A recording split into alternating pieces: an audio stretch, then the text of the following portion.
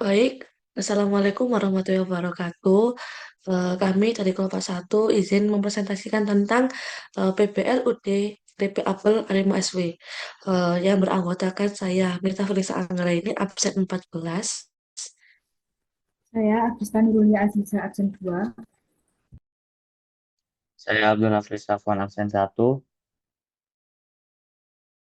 Saya Nadia Aulia Susanto absen 16. Saya Yuli Sweetly Bonai, absen 23.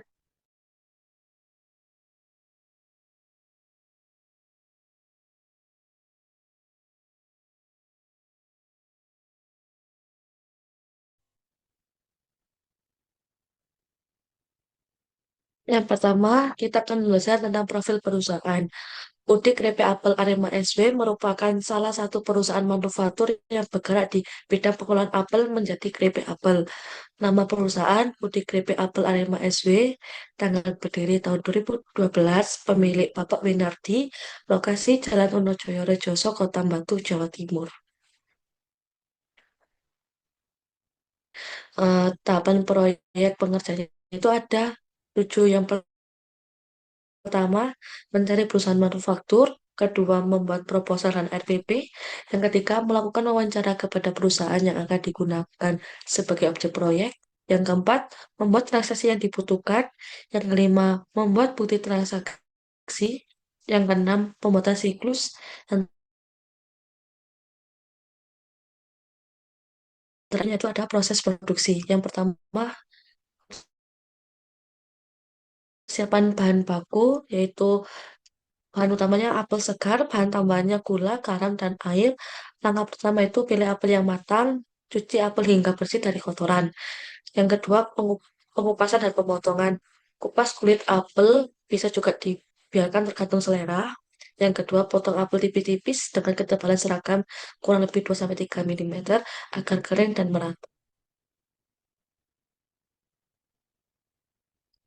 Yang ketiga, pengeringan awal, tiriskan dan keringkan apel dari air rendaman dengan cara diangin-anginkan atau menggunakan spinner. Yang keempat, penggorengan vakum. Goreng apel menggunakan mesin vakum paling pada suhu rendah kurang lebih 80 derajat Celcius selama 1 sampai 2 jam. Penggorengan vakum menjaga warna, rasa, dan aroma apel tetap alami dan menghasilkan tekstur renyah. Yang kelima, penirisan minyak. Setelah digoreng, potongan apel ditiriskan menggunakan mesin spinner atau alat peniris minyak agar tidak berminyak. Yang keenam, pendinginan. Dinginkan keripik apel agar kadar minyaknya itu benar-benar turun dan rasanya lebih renyah. Pengemasan. Masukkan keripik apel ke dalam kemasan plastik, aluminium foil, atau standing pouch yang kedap udara. Tambahkan silikon gel untuk menjaga kerenyahan, beri label produk. Yang kedelapan, penyimpanan dan distribusi. Simpan di tempat kering dan sejuk, produk siap dijual atau dikirim ke konsumen.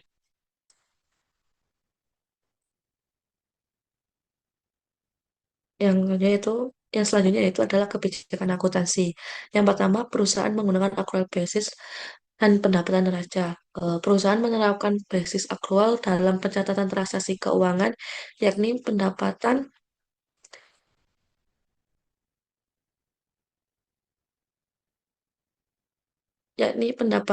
dan beban diakui saat terjadinya, bukan pada saat kas diterima atau dibayarkan.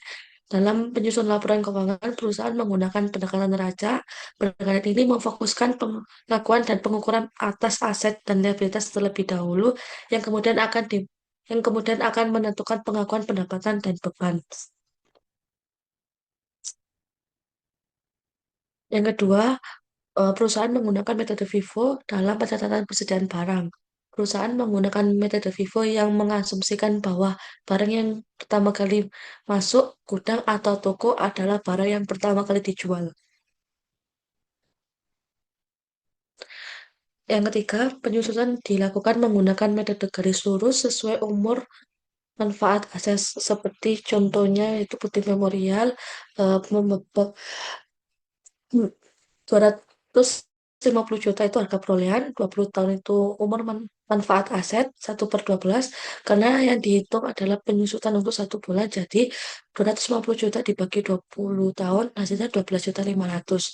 Nah, 12.500.000 ini dikali 1/12, hasilnya 1,41,667.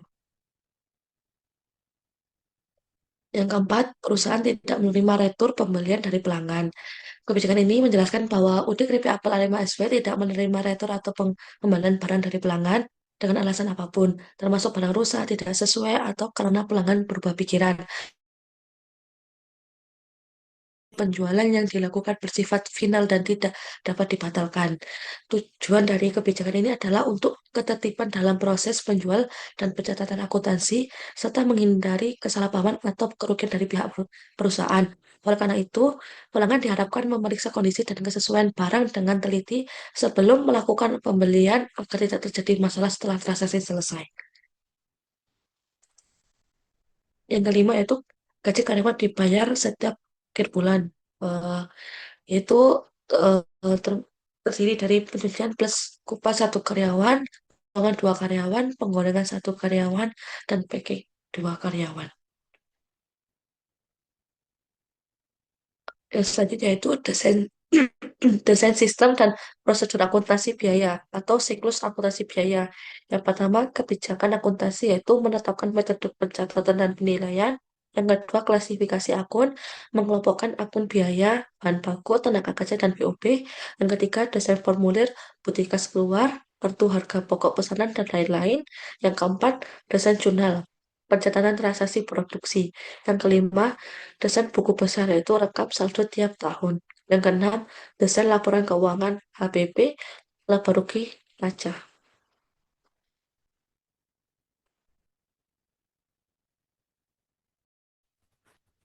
Selanjutnya ada neraca saldo awal.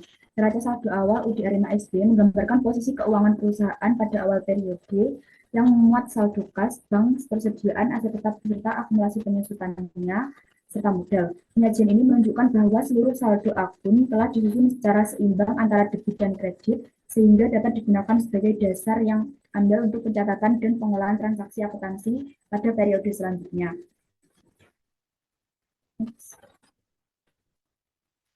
Selanjutnya ada bukti transaksi. Bukti yang pertama yaitu bukti kas keluar.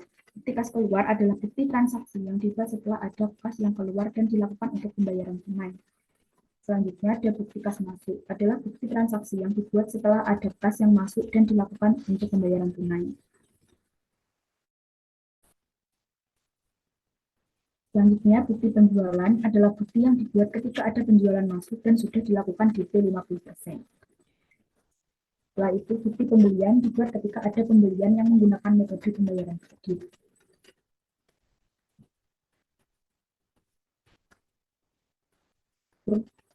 Selanjutnya ada jurnal khusus yang pertama, yaitu jurnal pembelian.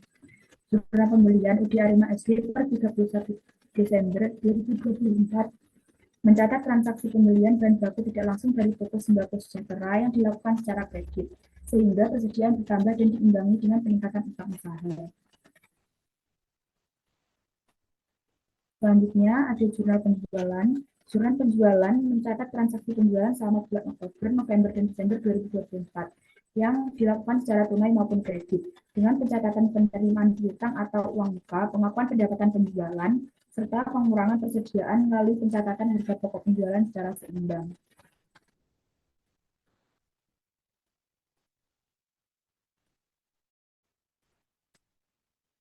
Selanjutnya ada jurnal penerimaan kas.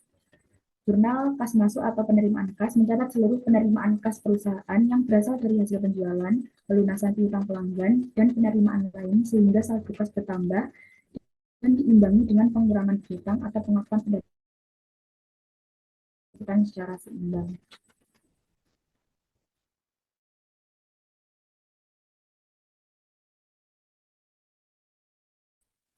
Pengeluaran kas mencatat seluruh pengeluaran kas perusahaan untuk pembelian, pembayaran beban operasional, dan pelunasan kewajiban yang mengakibatkan berkurangnya saldo kas dan dicatat secara seimbang dengan akun terkait.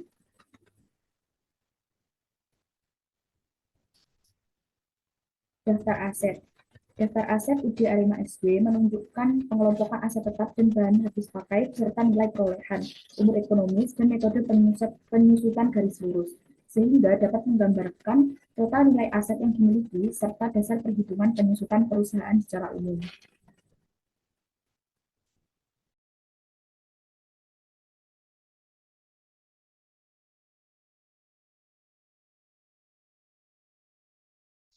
Selanjutnya, buku besar. Buku besar adalah kumpulan akun-akun yang digunakan untuk mengelompokkan dan merangkum seluruh transaksi keuangan perusahaan yang sebelumnya dicatat di jurnal. Setiap akun dalam buku besar seperti kas, piutang, utang, modal, dan beban menunjukkan mutasi debit dan kredit serta saldo akhirnya dalam suatu periode. Buku besar berfungsi sebagai dasar penyusunan laporan keuangan karena dari sinilah saldo akhir tiap akun diketahui secara jelas dan sistematis.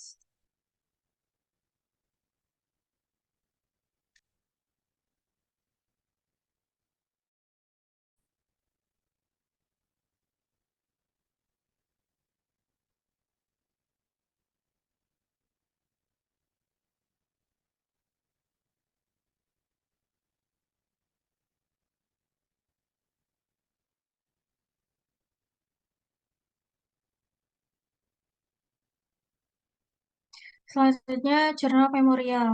Jurnal memorial digunakan untuk mencatat transaksi yang tidak dapat dicatat dalam jurnal khusus.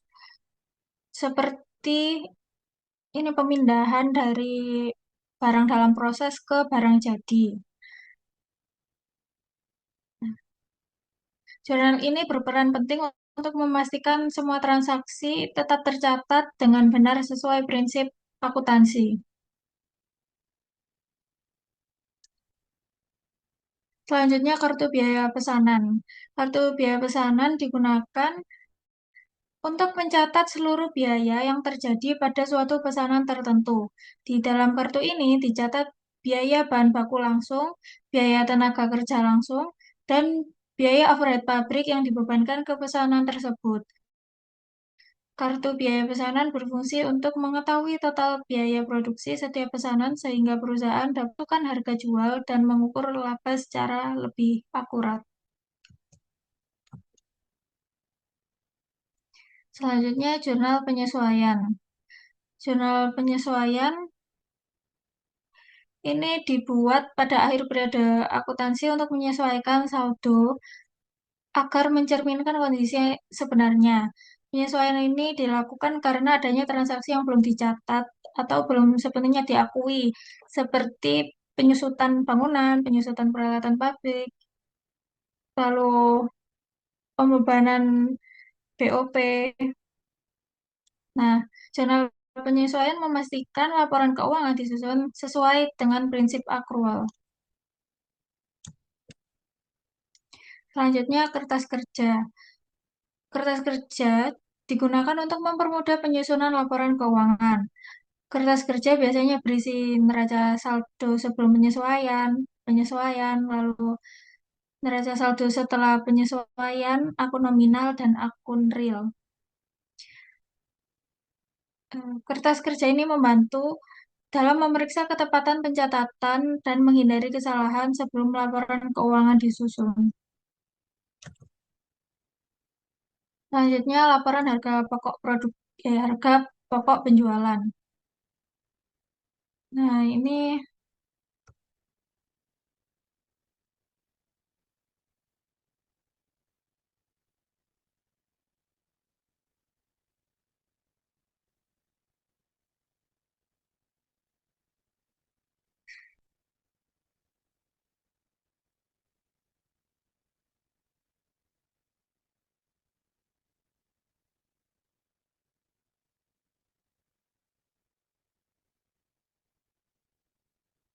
harga pokok penjualan adalah biaya barang jadi yang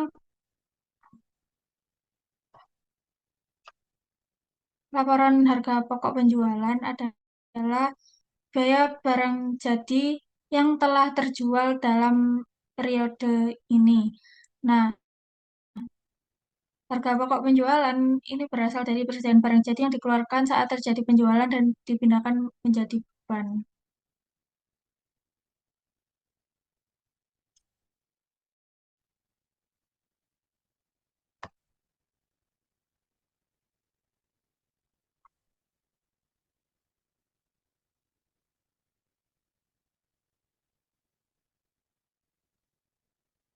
Baik, selanjutnya adalah laporan laba rugi.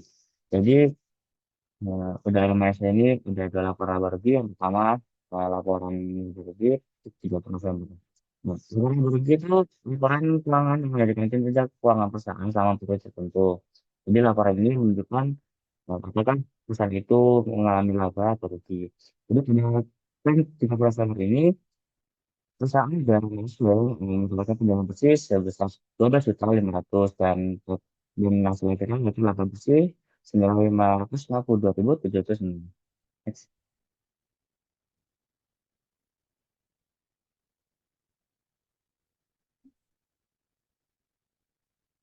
next, next. Kemudian 31 Desember, Udara Maxwell ini melakukan penjualan bersih senilai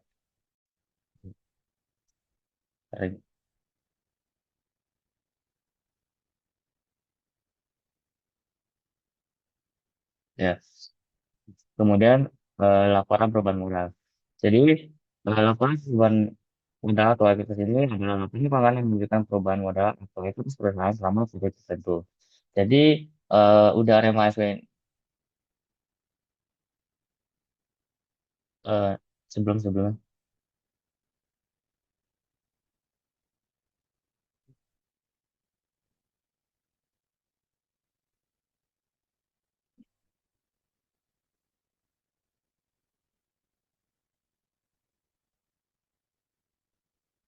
laporan perubahan modal.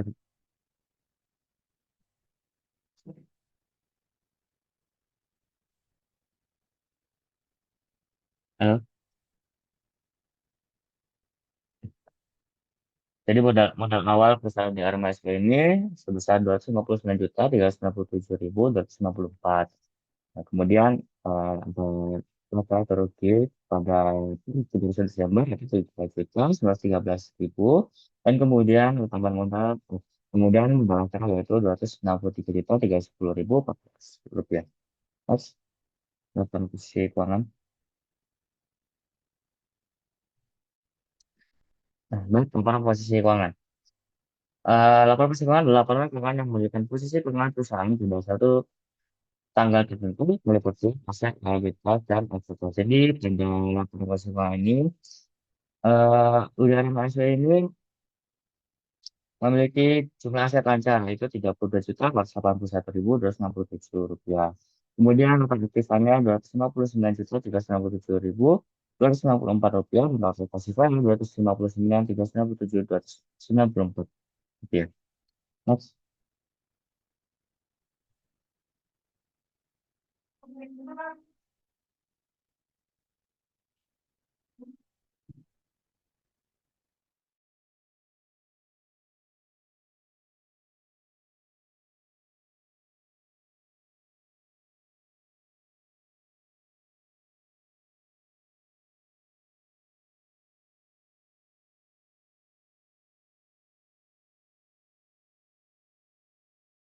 Yaitu untuk memindahkan saldo akun-akun tersebut ke akun ekuitas atau laba ditahan dan membuat akun-akun tersebut siap untuk periode akuntansi berikutnya.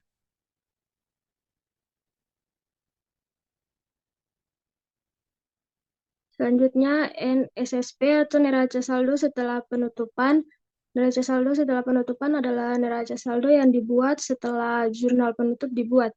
NSP ini menunjukkan saldo akun-akun perusahaan setelah penutupan, yaitu aset, kewajiban, ekuitas, atau laba ditahan. Neraca saldo setelah penutupan ini juga digunakan sebagai dasar untuk membuat laporan keuangan pada periode berikutnya.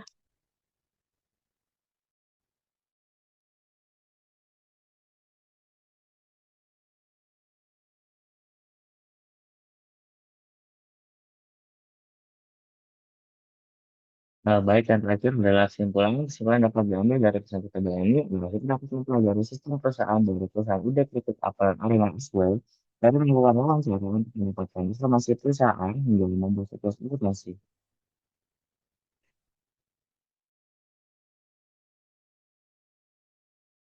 presentasi dari Bapak kami di Assalamualaikum warahmatullahi wabarakatuh.